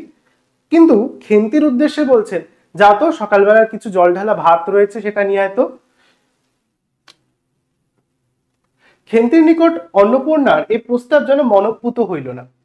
সবাই পিঠে খাবে, খেন্তি একা পান্তা ভাত খাবে সকালে, এই জিনিসটা যেন খেন্তির কোনো মতেই মনঃপূত অর্থাৎ মনে ধরলো না বিষয়টা। সে অত্যন্ত একটুখানি কষ্টই পেলে কথাটা শুনে। তাহা তার মুখ দেখিয়া বোঝা গেল, সেটা তার মুখ দেখে রীতিমতো স্পষ্ট বোঝা গেল। পুটি বলিল, মা, বর্দি পিঠেই খা, ভালোবাসে, ভাত বরং থাকুক, আমরা কাল সকালে খাও। খান কয়েক খাইবার পরেই মেজো মেয়ে পুঁটি খাইতে চাহিল না। সে নাকি অধিক মিষ্টি খাইতে পারে না। সকলের খাওয়া শেষ হইয়া গেলেও খেন্তি তখনও খাইতেছে। সে মুখ বুজিয়া শান্তভাবে খায়, বড় একটা কথা কহে না। খাওয়ার সময় সে খুব একটা কথা বলে না। অন্নপূর্ণা দেখিলেন সে কম করিয়াও 18-19 খানা খাইয়াছে। খাওয়ার একটা পরিমাপ দেখো, খুব ইম্পর্টেন্ট। অন্নপূর্ণা লক্ষ্য করলেন সবাই যখন আর খেতে পাচ্ছে না, তার মধ্যে কিন্তু খেন্তি মুখ ডুবিয়ে পিঠে খেয়েই যাচ্ছে। কম করে কিনা 18 থেকে 19টা পিঠে সে খেয়েই ফেলেছে। জিজ্ঞাসা করিলেন, খেন্তি আর নিবি? খেন্তি খাইতে খাইতে শান্তভাবে সম্মতিসূচক ঘাড় নাড়িল। মানে আবার যে সে নিতে পারে, সে আরো খেতে পারে, সে সম্মতিসূচক একটা ইশারা করলো। অন্নপূর্ণা তাহাকে আরো খান কয়েক মানে আরো কতগুলি দিলেন। খেন্তির মুখ চোখ ঈষৎ উজ্জ্বল দেখাইল, মানে রীতিমতো সে আনন্দিত। হাসি ভরা চোখে মার দিকে চাহিয়া বলিল, বেশ খেতে হয়েছে মা, ওই যে তুমি কেমন ফেনিয়ে দাও, ফেনিয়ে নাও। ওতেই কিন্তু সে পুনরায় খেতে লাগলো। অন্নপূর্ণা হাতা খুন্তি চুলি তুলিতে তুলিতে সস্নেহে তার এই শান্ত নিরীহ একটু অধিক মাত্রায় ভোজনপটু। তাহলে এখানে বোঝাই যাচ্ছে যে খেন্তির চরিত্রের মধ্যে আমরা একটু অতিমাত্রায় ভোজনপটু, একটু বেশি খাদ্যরসিক একটা গুণ পাচ্ছি। তার মেয়েটির দিকে চাহিয়া রহিলেন, মনে মনে ভাবলেন, খেন্তি আমার যার ঘরে যাবে তাদের অনেক সুখ দেবে। এমন ভালো মানুষ, কাজকর্মে বোকা, কাজকর্মে বকো মারো গাল দাও, টু শব্দটি মুখে নেই। উঁচু কথা কখনো কেউ শোনেনি। অন্নপূর্ণা মনে মনে তার বড় মেয়ের প্রতি যেন একটু বেশি স্নেহশীলা হয়ে পড়লেন এবং ভাবতে লাগলেন তার এই যে ছোট্ট মেয়েটি, সে একটু রীতিমতো হতে পারে বেশি ভোজনপটু, কিন্তু এই যে সুন্দর বাচ্চা সরল মেয়েটি যার ঘরে যাবে বিয়ের পর, সে ঘর আলো করে রাখবে। কারণ খেন্তির চরিত্রের মধ্যে একটা ভালো মানুষের চরিত্র আমরা লক্ষ্য করতে পাচ্ছি। তাকে কাজকর্মে যতই বকো গালমন্দ করো, তার মুখে কোনো টু শব্দ নেই, অর্থাৎ প্রত্যুত্তরে সে কোনোদিন কিছু বলতে পারে না। বৈশাখ মাসের প্রথমে সহায় হরির এক দুঃসম্পর্কে আত্মীয়ের ঘটকালিতে খেন্তির বিবাহ হইয়া গেল। হঠাৎ করে শীতকালের শেষের দিকে, কোন মাসে? বৈশাখ মাসে। মাথায় রাখতে হবে, বৈশাখ মাসের প্রথমে সহায় হরির কোনো দুঃসম্পর্কের এক আত্মীয়ার ঘটকালিতে, তাদের ঘটকালিতে বা তার জন্য পাত্র এনেছে দুঃসম্পর্কে কোনো আত্মীয়া, খেন্তির সেই সময় বিয়ে হয়ে গেল। দ্বিতীয় পক্ষে বিবাহ করিলেন পাত্রটির বয়স 40-এর খুব বেশি কোনো মতেই হইবে না। খেন্তি যার ঘরে গেল এটা তার দ্বিতীয় পক্ষ। দ্বিতীয় পক্ষ হলেও পাত্রটির বয়স কিন্তু 40-এর কাছাকাছি। মাথায় রাখতে হবে যেখানটা পাত্রটির বয়স 40-এর খুব বেশি না, অর্থাৎ কি 40-এর কাছাকাছি এক বয়সী পাত্রের সঙ্গে খেন্তির বিবাহ হলো। প্রথমে এখানে অন্নপূর্ণা আদৌ ইচ্ছুক ছিলেন না, কিন্তু পাত্রটি সঙ্গতিপন্ন, শহর অঞ্চলে বাড়ি, সিলেট চুনো ইটের ব্যবসায় 2 পয়সা নাকি করিয়াছে, এরকম পাত্র হঠাৎ মেলাও দুর্ঘটনা কিনা। প্রথম দিকে অন্নপূর্ণার এই বিবাহ দেওয়ার কোনো ইচ্ছে ছিল না, কিন্তু পাত্রটির অবস্থা ঘরপত্তর দেখিয়া অন্নপূর্ণা তাতে রাজি হয়েছে। জামাইয়ের বয়স একটু বেশি বটে। প্রথমে অন্নপূর্ণা জামাইয়ের সম্মুখে বাহির হইতে একটু সংকোচ বোধ করেছিলেন। পরে পাছে খেন্তির মনে কষ্ট হয়, এই জন্য বরণের সময় তিনি খেন্তির সপুষ্ট হস্তখানি ধরিয়া জামাইয়ের হাতে তুলিয়া দিলেন। চোখের জলে তাহার গলা বন্ধ হইয়া আসিল, কিছু বলিতে পারিলেন না। জামাইয়ের বয়স বেশি হওয়ায় অন্নপূর্ণা জামাইয়ের সামনে যেতে একটু সংকোচই বোধ করছিলেন, কিন্তু যাতে পাছে খেন্তির কোনো খারাপ না লাগে, খেন্তির মনোকষ্ট না হয়, শেষে বরণ করার সময় গিয়ে কিন্তু খেন্তির সপুষ্ট অর্থাৎ হৃষ্টপুষ্ট হাতখানা জামাইয়ের হাতে দিয়ে বরণ করেছিলেন। বাড়ির বাহির হইয়া আমলকিতলায় বেহারারা সুবিধা করিয়া লইবার জন্য বরের পালকি একবার নামাইল। বেহারা অর্থাৎ কি, যারা পালকি বহন করে। অন্নপূর্ণা চাহিয়া দেখিলেন বেড়ার ধারের নীল রঙের মেদি ফুলের গুচ্ছগুলি যেখানে নত হইয়া আছে, খেন্তির কম দামের বালুচরের রাঙা চেলির আঁচলখানা পালকির বাহির হইয়া সেখানে লুটাইতেছে। অন্নপূর্ণা খেন্তির পালকি করে যাওয়ার সময় লক্ষ্য করলেন যেন সেই মেদি ফুলের গাছ, কোন ফুল মাথায় রাখতে হবে, নীল রঙের মেদি ফুলের গাছ যেখানে পালকি এসে দাঁড়ালো, খেন্তি ভেতরে ঢুকলেন, সেখান থেকে তার হাতের তার যে চেলি, আমরা বিয়ের সময় মেয়েদের যে চেলি পরতে দেখি লাল রঙের, সেটা অত্যন্ত কম দামের এক বালুচরের রাঙা চেলির যে আঁচলটা ছিল তার, সেটা যেন লুটিয়ে ঝুলতে দেখলেন। তার এই অত্যন্ত অগোছালো এই যে জিনিসটা ঝুলে পড়ে যাচ্ছে, খেন্তির তাতে কোনো ভ্রুক্ষেপ নেই, তাই বলছে এই অত্যন্ত অগোছালো নিতান্ত নিরীহ এবং একটু অধিক মাত্রায় ভোজনপটু মেয়েটিকে পরের ঘরে অপরিচিত মহলে পাঠাইতে তার বুক উদ্গ্রীব হয়ে উঠল। অন্যের ঘরে এই মেয়েটি কি করে গিয়ে থাকবে, তার এই সাধারণ সরল মনা মেয়েটি? খেন্তিকে কি অপরে ঠিক বুঝিবে? অন্নপূর্ণার তার মায়ের মনে চিন্তা হতে থাকলো, খেন্তিকে কি অন্য কেউ বুঝতে পারবে তার মতো সরল মেয়েটিকে? যাইবার সময় খেন্তি চোখের জলে ভাসিতে ভাসিতে সান্ত্বনা সুরে বলিয়াছিল, মা, আষাঢ় মাসেই আমাকে এনো, বাবাকে পাঠিয়ে দিও। 2 মাস তো। কোন মাসে? বৈশাখ মাসে তার বিয়ে হয়ে গেল, জ্যৈষ্ঠ আষাঢ় মাসেই তাকে আবার নিয়ে আসার জন্য খেন্তি কিন্তু যাওয়ার সময় বলেই গেছে যে মা, আষাঢ় মাসে কিন্তু বাবাকে আবার আমাকে নিয়ে আসতে বলো বাড়িতে, আর তো 2 মাস। ও পাড়ার ঠান দিদি বলিলেন, ঠান দিদি মানে কি পাড়ার ও পাড়ার কোন এক হচ্ছে প্রৌঢ়া বৃদ্ধা, বয়স্ক বৃদ্ধা, তিনি বলছেন, তোর বাবা তোর বাড়ি যাবে কেন রে? আগে নাতি হোক তবে তো। সেখানকার বা সেই সময়কার বলা যেতে পারে ছোট ছোট গায়ের মধ্যে যেগুলো দেখা যেত, যে পাড়ার বৃদ্ধা দিদিমাদের একটা চাহিদা থাকতো নাতি নাতনির প্রতি, তা তখন সেই বসেই বলছেন যে তোর বাবা এখন কেন যাবে রে, তোর নাতিপুতি হোক তারপর তো আর যাবে আনতে। এটি কিন্তু একটু লজ্জা পেল বই কি।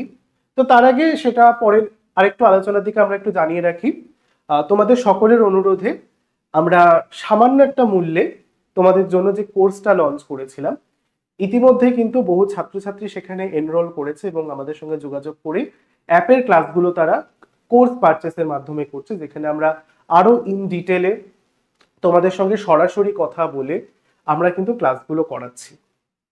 তোমার যদি কেউ ইচ্ছুক থাকো, এই যে এখানে দেখতে পাচ্ছ নাম্বারটি দেওয়া রয়েছে 9875536216, এই নাম্বারটিতে যোগাযোগ করে তোমরা ক্লাস 11 এর পুরো ক্লাসটা, অর্থাৎ ফার্স্ট এবং সেকেন্ড সেমিস্টার দুটো সেমিস্টারের একেবারে বাংলা ক্লাস যেটা আমি পড়াচ্ছি তোমাদের অ্যাপে, সেটা মাত্র দামটা কমিয়ে 499 করা হয়েছে, সেই কোর্সটা পারচেস করতে পারো। অর্থাৎ এখানে রীতিমতো দেখতে পাচ্ছি আমরা মাত্র 250 টাকা, যেখানে আমরা 400 থেকে 500 টাকা খরচ করে প্রতি মাসে পড়াশোনা পড়তে যাচ্ছি, সেখানে আমরা মাত্র 250 টাকা খরচা করে এক একটা semester, first semester second semester মাত্র 250 টাকা খরচা করে একটা পুরো গোটা সেমিস্টারের আমরা কোর্স কিনতে পারছি।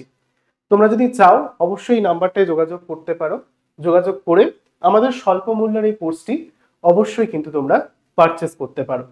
চলে যাবো এবার পরের আলোচনায়। খেন্তির মুখ লজ্জায় রাঙা হইয়া উঠিল, জলভরা ডাগর চোখের ওপর একটুখানি লাজুক হাসির আভা মাখাইয়া সে একগুঁয়েমে সুরে বলিল, না, যাবে না বই কি, দেখি তো কেমন না যান। ফাল্গুন চৈত্র মাসের বৈকাল বেলা উঠানের মাচায় রৌদ্রে আমসত্ত্ব তুলিতে তুলিতে অন্নপূর্ণার মন হু হু করিতে, তার অনাচারী লোভী মেয়েটি আজ বাড়ি নাই যে। কোথা হইতে বেড়াইয়া আসিয়া লজ্জাহীনার মতন হাতখানি পাতিয়া মিনতির সুরে অমনি বলিবে, মা, বলবো একটা কথা, ওই কোনটা ছিঁড়ে একটুখানি। হঠাৎ করে তার মেয়ের বিবাহের পর অন্নপূর্ণা রীতিমতো তার মেয়ে খেন্তিকে যেন বলা যেতে পারে চোখে হারাচ্ছেন। সেই সময় আমরা যেটা বলি মিস করা, খুব মিস করছেন। হঠাৎ করে তার মনে হচ্ছে তার সেই লজ্জাহীনা মেয়েটি এসে তাকে এক্ষুনি ডেকে নিয়ে গিয়ে মা বলবে, মা মা চলো দেখে ওখানে একটু জিনিস দেখাবো। কিন্তু আজটা কিন্তু আর হবে না। 1 বছরের উপর হইয়া গিয়েছে, খেন্তির বিয়ের কথা বলছে এখানে। খেন্তির বিয়ে হয়ে যাওয়ার পর প্রায় 1 বছর অতিবাহিত হয়েছে। পুনরায় সেই জন্য আষাঢ় মাসের বর্ষা বেশ নামিয়াছে। খেন্তির বিয়ে গত বছর বৈশাখ মাসে হয়েছিল, বললো আষাঢ় মাসে বাবাকে পাঠাবে মা, আর তো 2 মাস। কিন্তু বছর ঘুরে সেই জন্য আবার এক আষাঢ় মাস এবং তার বেশ বর্ষা নামিয়াছে। ঘরের দাওয়ায় বসিয়া সহায় হরি প্রতিবেশী বিষ্ণু সরকারের সহিত কথা বলছেন। ঘরের দাওয়া বা উঠানে বসে ঠিক 1 বছর পরের দৃশ্য দেখানো হচ্ছে, যে সহায় হরি তারই এক প্রতিবেশী, যার নাম কি না বিষ্ণু সরকার, তার সঙ্গে কিছু গল্প আড্ডা দিচ্ছে। সহায় হরি তামাক সাজিতে সাজিতে বললেন, ও তুমি ধরে রাখো, ওরকম হবেই দাদা, আমাদের অবস্থার লোকের ওর চেয়ে ভালো আর কি জুটবে। সহায় হরি তামাক সাজতে সাজতে বিষ্ণু সরকারকে বলছে, তুমি ধরে রাখো দাদা, আমাদের মতো নিম্নবিত্ত মানুষের আর কি হবে। বিষ্ণু সরকার তালপাতার চাটাইয়ের উপর উবো হইয়া বসিয়াছিলেন। দূর হইতে দেখিলে মনে হইবার কথা তিনি রুটি করিবার জন্য ময়দা চটকাইতেছেন। গলা পরিষ্কার করিয়া বলিলেন, না সব তো আর, তাছাড়া আমি যা দেব নগদই দেব। তোমার মেয়েটির হয়েছিল কি? এই বিষ্ণু সরকারের মেয়ের, বিষ্ণু সরকারের এখানে যে কেসটা দেখানো হচ্ছে অ্যাকচুয়ালি, তা তিনিও তার মেয়ের বিবাহ দেবেন, সে অর্থেই সহায় হরি চাটুর্যের সঙ্গে কথা বলতে এসেছেন বিবাহ সম্পর্কে। তখন সহায় হরি চাটুর্যের কথায়, নানা রকম কথায় জিজ্ঞেস করছেন, না আমি যা নগদ দেব নগদই দেবো। তো সেই বিষ্ণু সরকার বলছে, আমি যা পণ দেব বা বলা যেতে পারে যা যৌতুক দেব সবটা আমি নগদ টাকাতেই দেবো, ধার বাকি কিছু রাখবো না। তা তোমার মেয়েটির অর্থাৎ সহায় হরির মেয়েটির কি হয়েছিল শুনি? সহায় হরি হুকাটায় 5-6টি টান দিয়া কাশিতে কাশিতে বলিলেন, বসন্ত হয়েছিল শুনলাম। তাহলে এই যে এখানে কি হয়েছিল বলতে খেন্তির এক প্রকার বিশেষ রোগের কথা আমরা এখানে পাচ্ছি না, বিয়ের পর তার বিশেষ এক প্রকার রোগ যা কিনা বসন্ত, খুব গ্রাম বাংলার ঘরে প্রচলিত একটি রোগ, গুটি বসন্ত, বসন্ত পক্স, চিকেন পক্স, যেগুলো আমরা যাই বলি না কেন, এই বসন্ত রোগে নাকি খেন্তি বিবাহের পর আক্রান্ত হয়েছিল। খুব ইম্পর্টেন্ট একটা জায়গা, ঠিক আছে? বিয়ের পর খেন্তির কোন রোগে আক্রান্ত হয়েছিল, শর্ট কোশ্চেন আসলে জানতে হবে, তার বসন্ত রোগ নাকি হয়েছিল। ব্যাপার কি দাঁড়ালো বুঝলে? মেয়ে তো কিছুতে পাঠাতে চায় না, 250 আন্দাজ টাকা বাকি ছিল। অর্থাৎ খেন্তি যখন বিবাহের পর তার শ্বশুর বাড়ি গেছে, তখন খেন্তির যে পণ বা খেন্তির বিয়ের যে যৌতুকের ব্যবস্থা ছিল, সেটার মধ্যে থেকে সহায় হরি চাটুর্যে 250 টাকা, মাথায় রাখতে হবে কত টাকা, 250 টাকা বাকি রেখেছিল। তার জন্যই নাকি খেন্তির শ্বশুর বাড়ির লোকেরা খেন্তিকে শ্বশুর বাড়ি আসতে দেয়নি। ভাবতে পারছো পণ প্রথার প্রচলন সেই সময় কতটা একটা বলা যেতে পারে সামাজিক প্রথার মধ্যে জাঁকিয়ে বসেছিল। পণ না দিলে নাকি মেয়েকে বাড়ি যেতে দেবে না। তাও না কত টাকা, তৎকালীন সময় 250 টাকা, যদিও সেটা অনেকটাই বেশি তখনকার সময়, কিন্তু 250 টাকা বাকি থাকার দরুন খেন্তিকে নাকি বাড়িতে আসতে দেয়নি। বললে ও টাকা আগে দাও তবে মেয়ে নিয়ে যাও। বাড়ি থেকে বলা হলো টাকা দাও তবে মেয়ে নিয়ে যাও। একেবারে চামার, সহায় হরি বলছে একেবারে তারা চামার প্রকৃতির লোক, এরকম মানুষ হয়? তারপর বললাম, টাকাটা ভায়া ক্রমে ক্রমে দিচ্ছি। সহায় হরি এটাও বললেন, আমি অল্প অল্প করে সেই টাকাটা শোধ করে দেব, ক্রমে ক্রমে, বারে বারে। পুজোর তত্ত্ব কম করেও 30 টাকার কমে হবে না ভেবে দেখলাম কিনা। মেয়ের নানা নিন্দে ওঠালে, ছোট লোকের মেয়ের মতন চলে, হাবাতে ঘরের মেয়ের মতো খায়, আরো কত কি। যেহেতু এরকম একটা পরিস্থিতি, খেন্তির বিয়ের 250 টাকা বাকি রয়েছে, দিতে পারেনি, তার বাবা বলছে তাকে ক্রমে ক্রমে বারে বারে দিয়ে দেবে যৌতুকের টাকাটা, তাতেও যেন শ্বশুরবাড়ির লোকেদের শান্তি হলো না। খেন্তির নামে নানা গুজব, নানা কুকথা রটাতে লাগলেন। কিরকম? বলছে না, মেয়ের নামে নানা নিন্দে ওঠালে, সে নাকি ছোট লোকের মতো চালচলন, হাভাতে ঘরের মতো খাওয়া দাওয়া, এরকম নানা নিন্দে খেন্তির নামে তুলতে লাগলেন তার শ্বশুরবাড়ির লোকেরা। পৌষ মাসে দেখতে গেলাম, মেয়েটাকে ফেলে থাকতে পারতাম না, বুঝলে? সহায় হরি হঠাৎ কথা বন্ধ করিয়া জোরে মিনিট কতক ধরিয়া হুকায় টান দিতে লাগিলেন। কিছুক্ষণ দুজনের কোনো কথা আর শোনা গেল না। অল্পক্ষণ পরে বিষ্ণু সরকার বলিলেন, তারপর? আমার স্ত্রী অত্যন্ত কান্নাকাটি করতে পৌষ মাসে দেখতে গেলাম, মেয়েটার যে অবস্থা করেছে। শাশুড়িটা শুনিয়ে শুনিয়ে বলতে লাগলো, না জেনে শুনে ছোট লোকের সঙ্গে কুটুম্বিতা করলে এইরকমই হয়, যেমনি মেয়ে তেমনি বাপ। পৌষ মাসের দিনে মেয়ে দেখতে এলেন শুধু হাতে। পরে বিষ্ণু সরকারের দিকে চাহিয়া বললেন, বলি আমরা ছোট লোক কি বড় লোক, তোমরা তোমার তো সরকার খুঁড়ে জানতে বাকি নেই। বলি পরমেশ্বর চাটুর্য নামে নীলকুচির আমলে এই অঞ্চলে বাঘে গরুতে এক ঘাটে জল খেত। আজই না হয় আমি প্রাচীন আভিজাত্যের গৌরবে সহায় হরি শুদ্ধস্বরে হা হা করে খানিকটা শুষ্ক হাস্য করিলেন। অত্যন্ত মায়ের অর্থাৎ অন্নপূর্ণার অনুরোধে এক পৌষ মাসে সেই বছরেরই সহায় হরি গেলেন খেন্তিকে দেখার জন্য। কিন্তু খেন্তির শাশুড়ির যে প্রকার বক্তব্য ছিল সেটা ছিল যে হাভাতে ঘরে এরকম ছোট লোক ঘরে বিয়ে দিলে নাকি এই হয়, যেরকম মেয়ে তার নাকি তেমন বাপ। পৌষ মাসে মেয়ের শ্বশুর বাড়িতে দেখতে এসছেন খালি হাতে, কিছু নিয়ে আসেননি। তখন এই কথা শুনে আর কার থাকতে ইচ্ছা করে? সহায় হরি সেখান থেকে বেরিয়ে আসেন এবং এই যে সরকার খুঁড়ো অর্থাৎ বিষ্ণু সরকারকে বলছেন, আমাদের প্রতিপত্তি আগে কি ছিল সেটা তো তোমরা জানো। পরমেশ্বর চাটুর্য অর্থাৎ খেন্তির দাদুর কথা বলছে। আমার বাপ ঠাকুরদার আমলে সহায় চাটুর্য বলছে, এই অঞ্চলে তো বাঘে গরুতে এক ঘাটে জল খেত, আমাদের সম্পত্তি প্রতিপত্তির পরিমাণ কি কম ছিল আগে? নিজের এই যে আভিজাত্য, এই যে একটা বিলাসিতা, সেটার পরক্ষণ করিয়ে বা সবাইকে বলে এই কথাটা বিষ্ণু সরকারের কাছে একটু যেন আভিজাত্যের সুরে খুশকো হাসি তার মধ্যে প্রত্যক্ষিত হলো। বিষ্ণু সরকার সমর্থ সূচক একটা অস্পষ্ট শব্দ করিয়া বার কত ঘাড় নাড়িলেন। তারপর ফাল্গুন মাসে তার বসন্ত হলো। কোন মাসে খেন্তির বসন্ত হলো? মাথায় রাখতে হবে ফাল্গুন মাসে। পৌষ মাসে দেখতে গেল, ফাল্গুন মাসে খেন্তির বসন্ত রোগ ধরা পড়লো। এমন চামার বসন্ত গায়ে বেরোতেই তালায় আমার এক দূর সম্পর্কের বোন আছে, একবার কালীঘাটে পুজো দিতে এসে তার খোঁজ পেয়েছিল, তারই ওখানে ফেলে রেখে গেল। আমায় না একটা সংবাদ না কিছু, তারা আমায় সংবাদ দেয়। তা আমি গিয়ে, বসন্ত যখন খেন্তির শরীরে দেখা দিল, সেই খেন্তির শ্বশুর বাড়ির লোকেরা এতটাই নিম্নরুচির মানুষ, খেন্তির গা থেকে সমস্ত পর্যন্ত গয়না খুলে সেটা আমরা পাবো, খেন্তিকে সেই অবস্থায় সহায়হরির টালায়, কলকাতার টালা অঞ্চলে, মাথায় রাখতে হবে কলকাতার টালা অঞ্চলে এক দুঃসম্পর্কের বোন অর্থাৎ সহায়হরির বোন আছে, যে কিনা সম্পর্কে খেন্তির পিসি, তার বাড়িতে রেখে এসেছিল খেন্তিকে। একেবারে শ্বশুর বাড়ির লোকজন তার বাবাকে অর্থাৎ সহায়হরি চাটুর্যকে সেই বিষয়ে খবর পর্যন্ত দেয়নি। এই বোন, টালার বোনই নাকি সহায়হরি চাটুর্যকে খেন্তির এই বসন্ত রোগের কথা সম্পর্কে জানিয়েছিল, তাও বহু পরে। তা সেখানে গিয়ে হঠাৎ করে বলতে গিয়ে সহায়হরি থেমে গিয়েছে। বিষ্ণু সরকার বলছে, দেখতে পাওনি আর? না, এমনি চামার গহনাগুলো অসুখ অবস্থাতে গা থেকে খুলে নিয়ে তবে টালায় পাঠিয়ে দিয়েছে। এতটাই তাদের পণ প্রথার প্রতি বলা যেতে পারে আসক্তি, যে খেন্তির বসন্তকালীন সময়ও খেন্তিকে কিন্তু রেহাই দেয়নি। তার গা থেকে সমস্ত গহনাগুলো খুলে তবেই কিন্তু তার টালার পিসির বাড়িতে পাঠিয়েছিল। যাক, তা চলো যাওয়া যাক, বেলা গেল। চার কি ঠিক করলে? পিঁপড়ের টোপে মুড়ির চার তো সুবিধা হবে না। তারপর অনেক মাস কাটিয়া গিয়াছে, আজ আবার পৌষ পার্বণের দিন।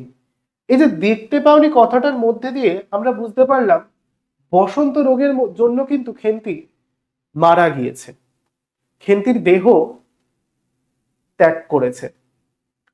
সামান্য কিছু অর্থের জন্য বা পণ প্রথার বলি হয়েছে খেন্তি, যেখানে কিন্তু সেই সময় চিকিৎসা করা যেত, কিন্তু তার শ্বশুর বাড়ির লোক সামান্য কয়েকটা টাকার জন্য খেন্তির চিকিৎসা কিন্তু করেনি।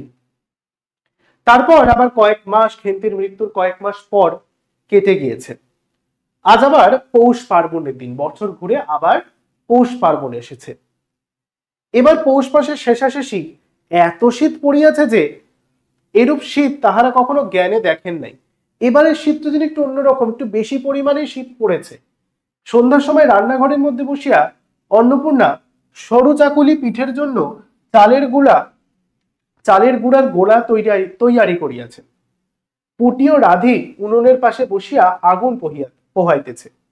রাধি বলিতেছে, আর একটু জল দিতে হবে মা, অত ঘন করে ফেললে কেন? পুটি বলিল, আচ্ছা মা, ওতে একটু নুন দিলে হয় না? ও মা, দেখো মা, রাধির দোলায় কোথায় ঝুলছে, এক্ষুনি ধরে উঠবে।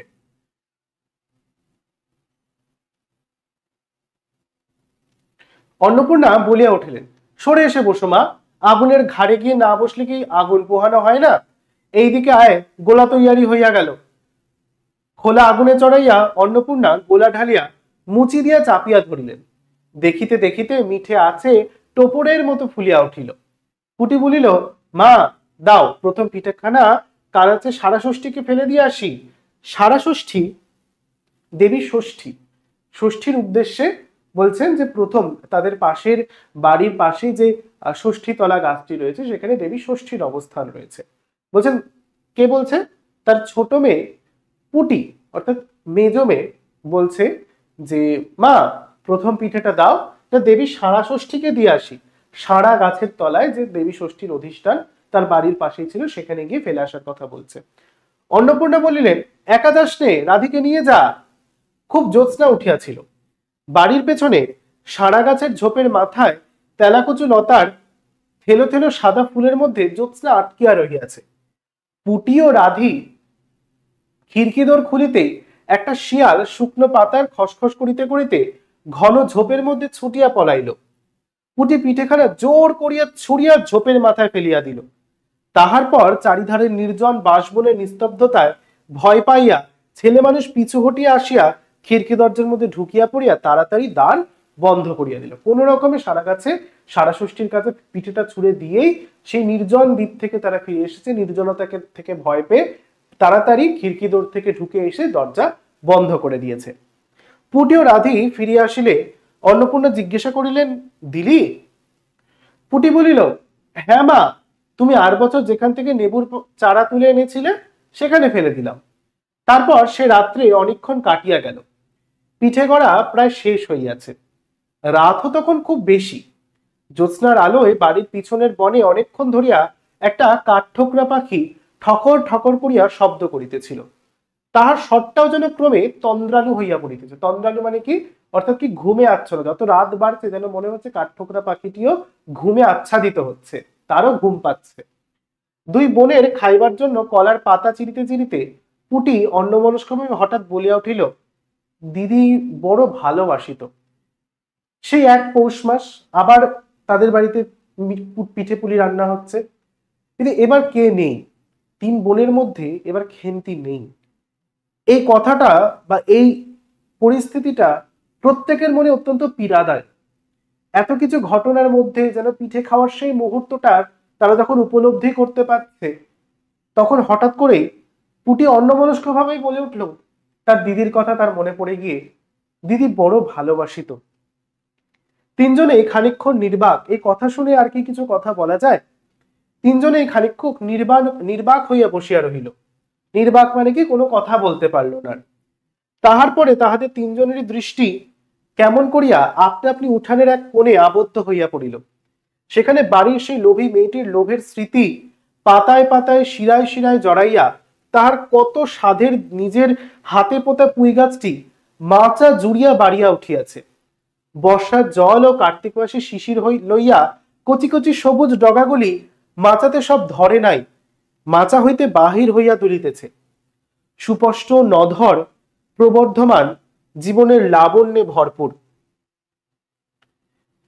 এরকম একটা কথার পর যখন সবাই নির্জন চুপচাপ নির্বাক, তখন হঠাৎ করে তাদের তিনজনের সেই বাগানের তাদের যেই কন্টিকারি এবং হচ্ছে যেখানে জঙ্গলটা ছিল পাঁচিলের ধারে, যেখানে পুটি সেই পুঁই চারাগুলোকে পুঁতে রেখে গিয়েছিল, সেখানে গিয়ে তাদের দৃষ্টিটা আটকে যায় এবং খেন্তির সেই শেষ যে চিহ্ন, তার হাতে নিজের হাতে পোতা সেই পুঁই চারাগুলি বর্ষার জল এবং অগ্রণী শীত পেয়ে, ওষ অর্থাৎ কুয়াশা পেয়ে রীতিমতো যেন ফুলে ফেপে হৃষ্টপুষ্ট হয়ে উঠেছে। এতটাই হৃষ্টপুষ্ট হয়ে উঠেছে যে মাচার ডালগুলো আর ধরছে না, ঝুলে ঝুলে পড়েছে। খেন্তির এই শেষ চিহ্নটুকু বিভূতিভূষণ প্রতিকায়িত করছেন যে এর মধ্যেই খেন্তির অবস্থান। খেন্তি সশরীরে আজকে বেঁচে না থাকলেও এরকম একটা ভালো মেয়ের এই করুণ পরিণতি হওয়া সত্ত্বেও এই পুঁই পাতা পুঁই জড়ানোর বা পুঁই শাকের প্রতি তার যে একটা লালসা, সেই পুঁই শাকের মধ্যে যেন খেন্তি চিরতরে চিরদিন একটা বেঁচে থাকার রসদ পেল। তার যে অর্থাৎ পুঁই শাকের যে সুপুষ্ট একদম হৃষ্টপুষ্ট নধর প্রবর্ধমান, যা ক্রমাগতই বেড়ে চলেছে, জীবনের লাবণ্যে ভরপুর। খেন্তির প্রাণ না থাকলেও তার পোতা সেই পুঁই মাচার মধ্যে বা পুঁই গাছের মধ্যে যেন এখনো তারই প্রাণটুকু বা প্রাণ শক্তিটুকু লুকিয়ে রয়েছে। অর্থাৎ এখানে খেন্তিকে পুঁই মাচার সঙ্গে বা পুঁই পাতার সঙ্গে বা পুঁই গাছের সঙ্গে যেন মিলেমিশে একাকার করিয়ে দিলেন। খেন্তি সশরীরে জীবিত তার পাশে না থাকলেও এই হৃষ্টপুষ্ট সুপুষ্ট ক্রমবর্ধমান পুঁই গাছের মধ্যে খেন্তি যেন চিরকাল বেঁচে থাকবে।